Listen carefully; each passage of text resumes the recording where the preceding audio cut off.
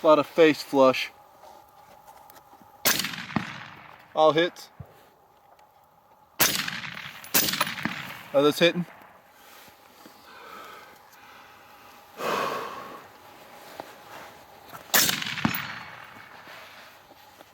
Why do you need hearing protection? Because we shoot all types of guns, not just this one.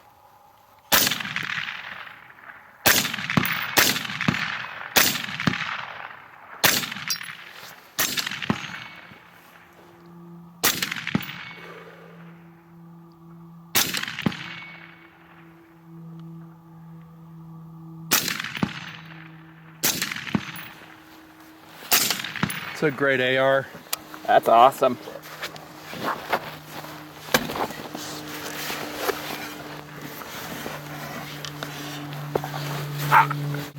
Just sat on a stick.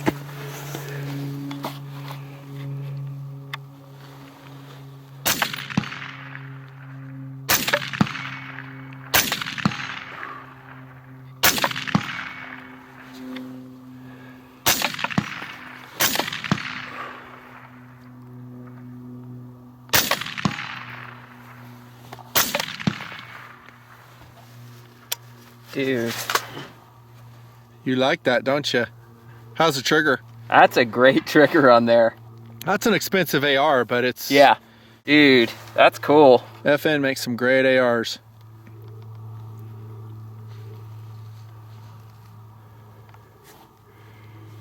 I'm going to start this AR15 tabletop review with a cleaning kit review from 1968. How cool is this? A relative gave it to us. It is a 1968 Outers rifle cleaning kit. Look at the cool graphics. Awesome. Drawn of heavy gauge steel. Do you see that with the cleaning rods now in Walmart? Not so much. Dude, this is really a representation of American craftsmanship the way it used to be. This is crazy. Look, it's a metal container. That's what you usually had with everything you bought back then. Pristine. What? Look at this. It's like a museum. Dude. Now, this isn't heavy gauge steel, but I think they're talking about... Yeah, they call it Duralumin. Aluminum rod. Unless this was replaced. I wonder if that's original. No, on the outside it says Duralumin. It did? Yeah. Okay. Nothing was made of aluminum. Look at this, dude. Cleaning patches. Wow. How cute is that? Smell that smell? The gun solvent? I love it. Gun slick solvent. This reminds me of cleaning my dad's guns. I used to go shooting with your grandfather all the time, and the rule was, that's fine, you're cleaning all the guns. And I love doing it. So we'd shoot like 5 guns out in the desert. I'd come home, and I loved cleaning them. He had 30-06s, we had 9mm, lots of 22s, 22 Magnums. Look at this metal can.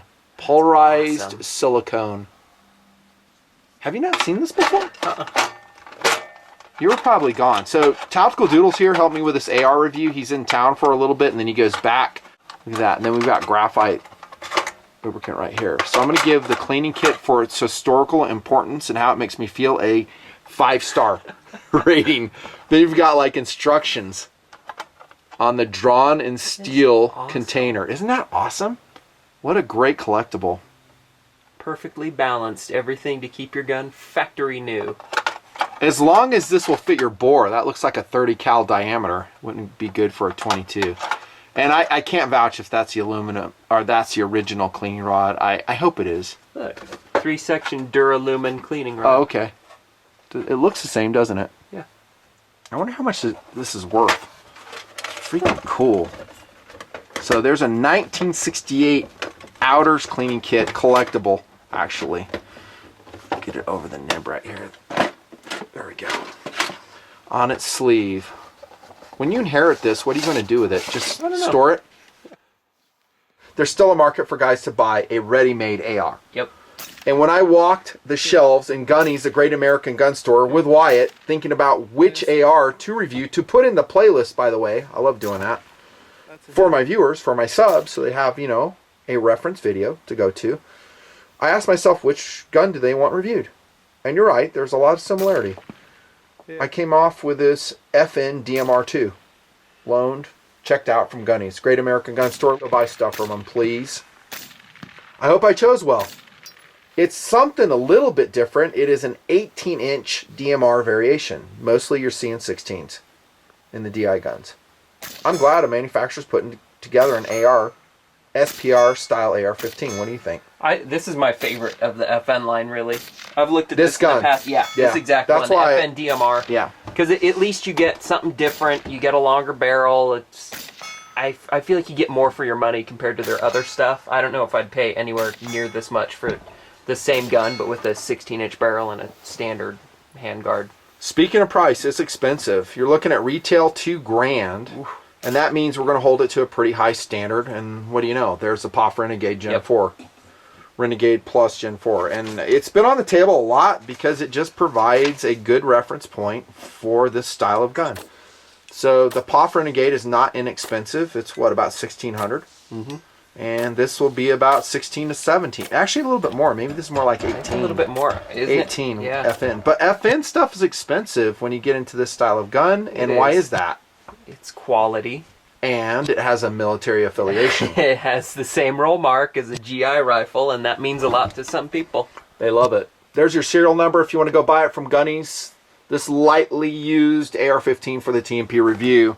DMR II. By the way, it is model number, SKU number 36310. FN 15 is the official name, DMR II. What would you use this thing for? TacticalDoodle. 18-inch barrel. Any of the usual. I think you can do pretty much everything with an 18-inch barrel.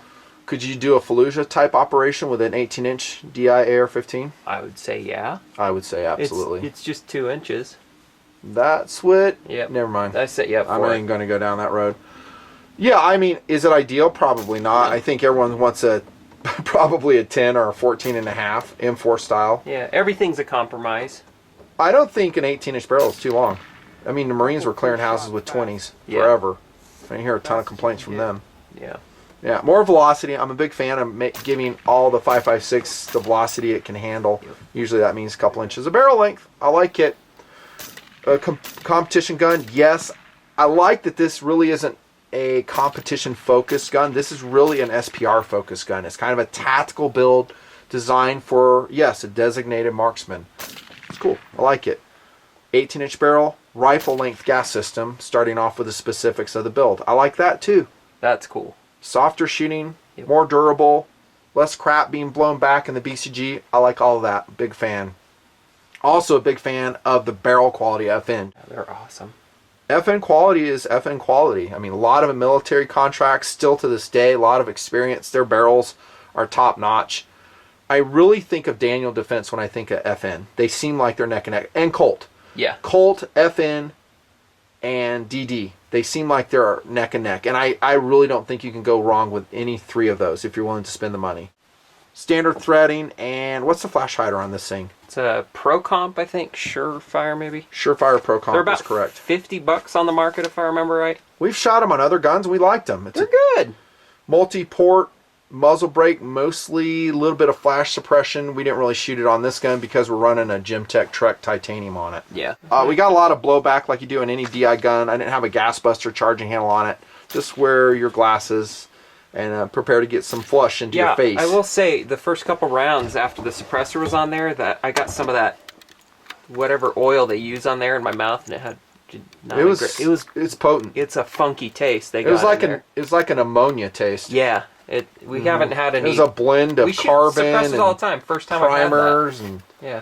Welcome to shooting a DI gun with a can on it. What I've always said about piston guns, which is fun and practical, is if you're going to suppress a gun, I kind of like a piston. Yeah. Because it shoots cleaner. It doesn't throw all that crap back into your face. Yep. Always said that. One of the advantages, and also SBR. I'd rather do SBR with a piston AR rather than DI. Yeah. End of list of why I would prefer piston over DI. Those two reasons right there. Yeah. So we shot it with a can, and we shot it a lot with a can to the point where we really had to let it cool down. I mean, I thought this thing was going to start glowing. It wasn't a ton, don't get me wrong. We weren't like doing 10 mag dumps, but we did 3. You can see we've touched all kinds of stuff with that thing. Oh yeah, I think I have some glove imprint on this. Yeah, that's a tactical glove imprint on one shoot. Because I was like, sometimes we check to make sure it hasn't loosened. Now I'm smart enough to just do a quick tap. Yeah. And this after letting it cool down. So it wasn't like right after shooting, I was like reached over, but it had cooled down for like 2 minutes. Then I didn't check it, and lo and behold, I had my tack glove on. I think it was a pig. Yeah. You can see the imprint. It'll be on there forever. Yep. Whatever, it's character. The can will make your DI gun shoot a little bit better, is my experience. I think most guys will concur with that. That's cool. And you'll see this did shoot very accurately for what it is. Cold hammer forged, 1 in 7 twist, chrome lined barrel, FN quality. Cool. I love FN barrels. Love them, love them, love them. Again, same quality you'll see at Colt, and usually Daniel Defense. DD barrels are awesome. It does step down under the handguard. I'm not a super fan of that for a DMR gun, but it does weigh a relatively light 7 pounds 4 ounces, which is pretty good. Yeah. That's pretty good for an 18-inch barrel and 14.5-inch handguard. This is a MI handguard, I think made for FN. I mean, they got MI stamped on it right here. They call it FN, and they got the FN logo here. 14.5 inches. It looks very KMR-ish to me. I think it's a relatively light handguard. I like the small diameter still. Some guys act like they're going to burn their hands because they dump so many rounds. Okay, I like the smaller diameter still. The POF is a little bit fatter though. Not much, but it's a little bit. So it's got more cooling area if you're doing mag dump after mag dump. The industry standard now, it's not even debatable, is a thin handguard. I'm so glad to see it. I like Very it. happy. It has a lot of, it changes the character of an AR a lot more than you'd really expect at first. It really does. It's one of the most important components you can put on there as a handguard. It'll change the whole personality of your gun. But at a price like this, remember the higher standard thing I mentioned? You don't want to have to swap stuff out. Yeah. So if there's something wrong with this gun, don't buy it. I'm talking to you, the consumer. Oh, totally. For the price you're going to pay, everything has to be just so. Yeah. Otherwise, you're making a dumb purchase. You are, just saying. Rifle link system, I said, DI, no surprise. The attachment method here seemed very stable. I saw no twisting, unlike some other guns we've tested of late. Summer of Fails 2017, we tested a Black Rain. The whole handguard came loose. Yep. We thought it was a handguard. Come to find out, it was actually the barrel nut underneath. Sheesh. How lame is that? It's a sweet setup. I don't know who the QC dude was that day, but dude, come on. It's straight, no crookedness there. Going aft here on the build. Forged upper and lower. Thanks so much, FN. I love forged much more so than billet. I've always said that. Always said that. This is an Anchor Harvey aluminum upper. There's your forge marking right there. Standard AR15 stuff. Deflector, forward assist. Like you said, I mean, standard. Yeah, which is good. I love standard AR15 stuff. The question we should ask ourselves, though, is at this price point, should we expect more? And I think the answer is probably yes. Yeah, you're paying a premium price, but not getting the premium features. That's why we have that gun there. And maybe you want them, maybe you don't. But look at the fire control group on the POF Renegade Plus Gen 4. Yep. And look, anti-walk pins right here. Go ahead. What were you saying? Nothing. Just look at every surface you're touching on the POF is upgraded. Different. It's upgraded. It's premium. It's different, and that's. And this, just the graphic is cool. Yeah, it's safe and semi-auto. You don't have a full auto thing. I don't want a full auto thing on semi-auto. And I'm talking about a pictogram. I don't need a 3-round burst or full auto pictogram on my gun to be cool. Yeah. I think it's stupid. But it's different, like you said. And look at the charging handle, dude. Freaking awesome charging handle on the POF. And ambidextrous features. Non-mil spec, thankfully. Again, we see some types of, I don't know, a tractor being to always go back to mil spec. And this is kind of mil spec-y. I think we need to get away from it. Thank you, POF, for giving us a good example of how to do it. And give actually a much more enjoyable gun with better ergonomics. Not hugely better, but just slightly. And more importantly, a second cool factor. Yeah. You look at it and you go, yeah, that makes me happy. That's really what it's about, dudes. Yeah. How's the trigger on this gun, though? The FN DMR II. How'd you like it? It's a Timney, isn't it? Correct. Timney match. It was awesome. It pulls at around 4 pounds. Will save you the electronic pull on camera right now. Although they do say... It's an awesome trigger. They say it's 3.5 pounds. No, they always pretend it's going to... Shall we pull it on camera to prove? Yeah, sure. Okay. So, safety check that. Pop the mag out. The best pull I got was around 4 pounds. It's always more. 313. Sweet. Dude, that's the best pull I got out of it. Okay. Cool. Better than I thought it was going to be. Sub 4 pounds. It is excellent, as it should be for this price point. Yeah. I mean, we could pull the POFs. It's the same. It's really good. Safety we talked about. MOE grip, still one of my faves. Yep. Love it. But, you know, it's nothing high-end. That's actually a price point Yeah, it's like pistol grip on a premium AR-15. $20. Put that in there. We have the enlarged trigger guard mag pull right here. Cool. Staked castle nut, mil-spec tube, STR mag pull stock. How do you like that? I like the shape. I don't like the weight. Well, it's not a PRS. It's lighter than a PRS. Yeah. It's okay, but these are 2 value components, so they're not like super high-end. I'd really like to see MFT on this. Well, that's the thing. I think since it's the DMR, they have to give you a big old fat cheeks piece. Does the market demand that? If so, market, please don't do that. I guess the rollover so. cheek piece. Yeah. I know, because PRS has that. Yeah, The LMT they had all that. do. 18-inch barrel. Right. You're going to get the widest, most triangular thing with the big-ass battery tubes that no one uses. It's Correct. weird. I didn't mind the stock. It locks pretty good. I haven't shot the STR a lot. This is one of the guns. It's okay. You know, I think it looks cool. it's okay. I didn't measure it. It's definitely lighter than the PRS, and this is a non-grabby polymer. Thank you, Magpul. They've gotten that right for a long time. QD sling cup here. Nothing forward on the gun, and that is also kind of a miss. Let's go back to the POF. Look, right here. QD cup right there. Boom. QD cup here and in the aft. Look at this on the POF. So this gun is more expensive than that gun, and then we've got more features. A lot more features than that gun. Yep. Standard charging handle. This is a miss, especially with a scope. So you know this gun's going to be scoped. It doesn't even come with BUIS, dudes. No BUIS, and you got a standard charging handle. Standard charging handle just shouldn't be For an happening so much. $1,850 AR-15? For this price point, that's nuts. Put a freaking gunfighter on there. Go look for BCM gunfighter. This you is can get charging handles unforgivable. for like $35. Come on, FN. It's not a great value right there. Yeah, so there you go. Okay, this, by the way, is an awesome Nikon Pro Staff 7. It's a value scope. We run them all the time. We're so happy with them. It's a test and review scope. We got a bunch of them. Aero Precision, lightweight 30mm tube, non-QD. Look at the Amazon link below. This is where we buy them. Yeah, people ask about that a lot. Dang, What it's an kind of awesome mount.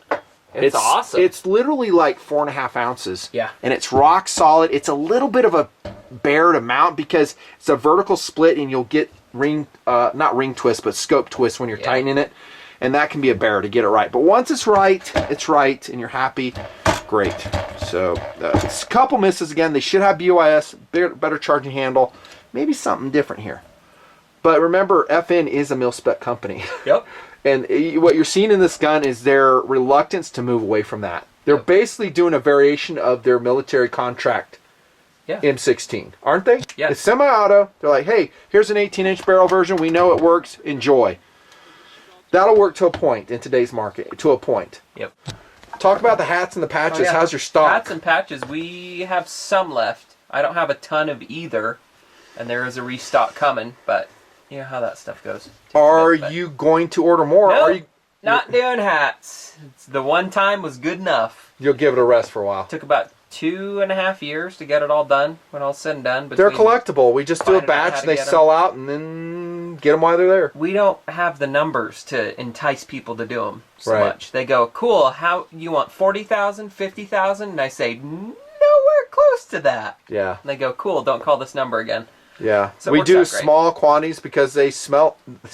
Yeah. They also smell in small quantities, but Yeah. they sell in small quantities. And we really do them for ourselves first, so as long as we have a stash This of them. is the best hat we've ever had. It's awesome. It's Super everybody at TMPers that's worn it loves it. It's kind of a suplex nylon, two-tone, Yeah. dark gray, light gray. Dries out quick. Tiny morale patches here, pin loops. You've got the DA civilian variation and the shark variation.